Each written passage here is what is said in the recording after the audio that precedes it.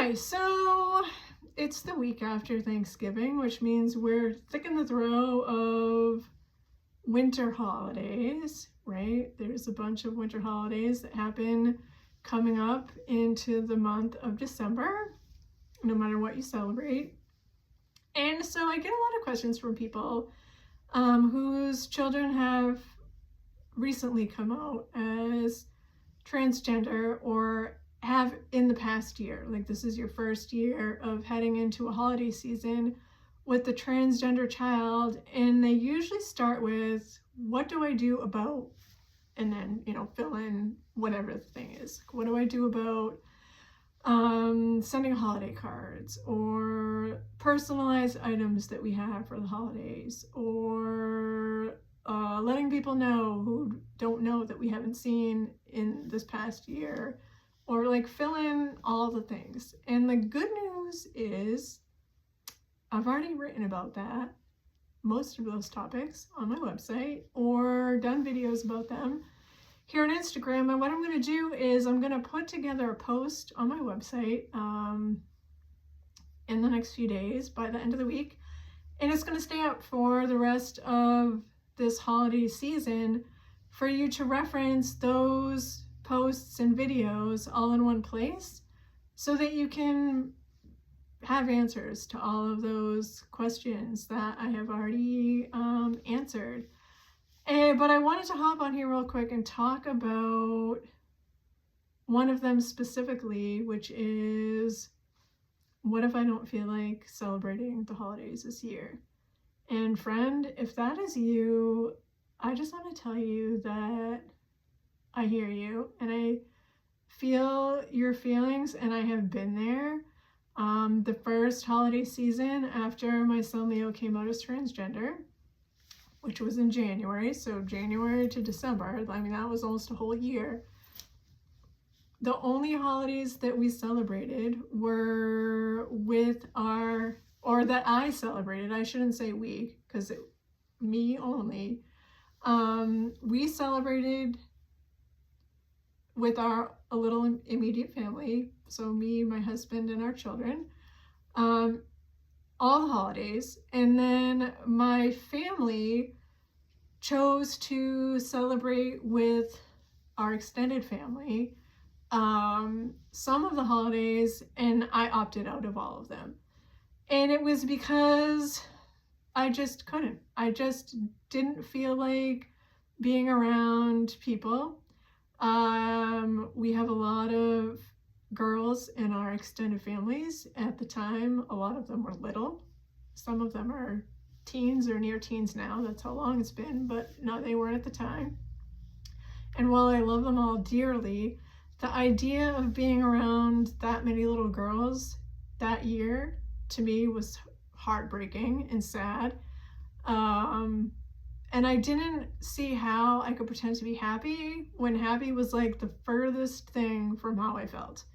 And so I chose not to go. I was like, I don't want to answer questions about how I'm doing or how I'm feeling or how I've been, because I didn't know what I was going to say. Like, I didn't want to have like hard questions in the middle of holiday get-togethers. I didn't want to have to pretend I was happy when I wasn't. I was afraid that I would start crying like in the middle of Christmas Eve dinner. Like, you know what I'm saying? Like, it just seemed awful. Like, all of it just felt awful.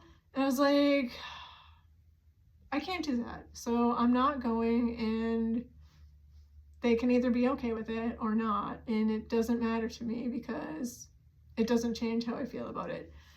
And so I think that we put a lot of pressure on ourselves to show up for things sometimes because we feel like we have to. Like, if we don't go, we're going to disappoint somebody. Well, I think that's first of all a sad reflection on our relationships with people, because how we feel and how we show up for ourselves should be at the forefront of a lot of our decision making, and how other people feel about what we do shouldn't be the priority for how we decide to be in the world, first of all. And second of all, I think that sometimes you just have to do what's best for yourself. And so that's what I did. And I remember thinking, it's not forever. It's just for this year. Well, it wasn't just for that year. It was for that year and the next year. 17.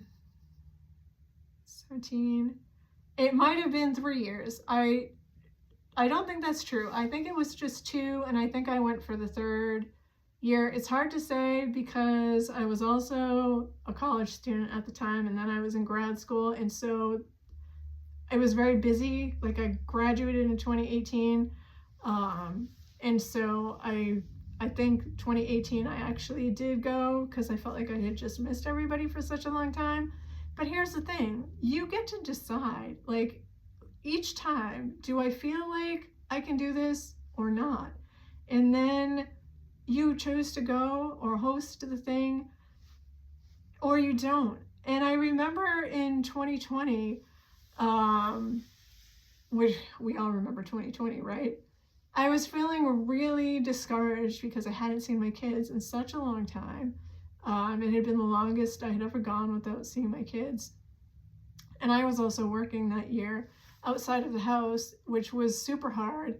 And the thing that I wanted the most was just to be able to see my kids, and I wasn't going to get to. And so I didn't feel like decorating my house when it came time for the holidays to come around. And the reason I gave my husband, instead of just saying I'm sad and I'm tired and exhausted and I just have no holiday spirit this year, which all of that was true, what I said to him was, I'm sad because the kids are coming home and I just don't want to decorate the house, which was also true, right? Both of those things. But so what he heard was just one part of it instead of me telling them the whole of the thing. And so what he said, which was very smart, was he said to me, and so I was basically asking him for permission because we both lived together and maybe he wanted the house decorated. And so he said, he said there's going to be other years where the kids don't come home because they're both grown adults. They're not always going to come home. It's not expected. And he said, I don't want this year to be to set the precedence for other years when they don't come home that we're not going to decorate on those years too. And which, that was really smart of him to say that. And I fully heard what he was saying and I agreed. And so we didn't decorate our house that year. I think we may have put up our stockings and that was it. And so all that to say, what you do one year doesn't determine what you're going to do every year and every time. And every time that you're feeling too sad or discouraged about hosting or visiting or going or whatever. And it may happen again, and it may be true next year, right? Next year may still be hard and you still may not be ready.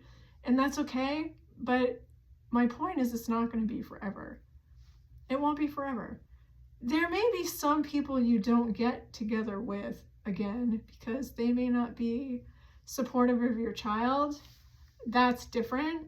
But it's not going to be that you opt out of holiday gatherings just because you are feeling too overwhelmed and too sad and too all of the things.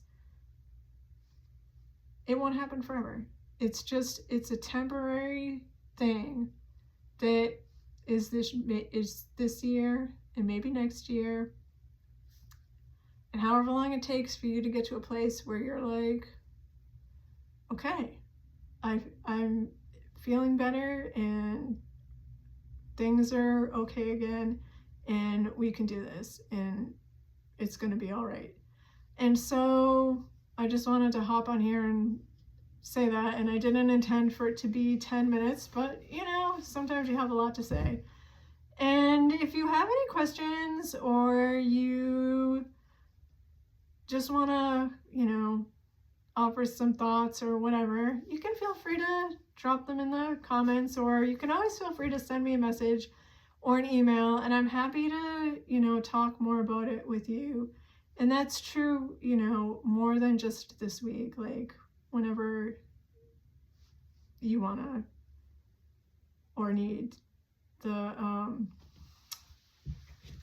support during this whole holiday season, because it is only the last week of November. And we will catch up again soon. Okay, bye.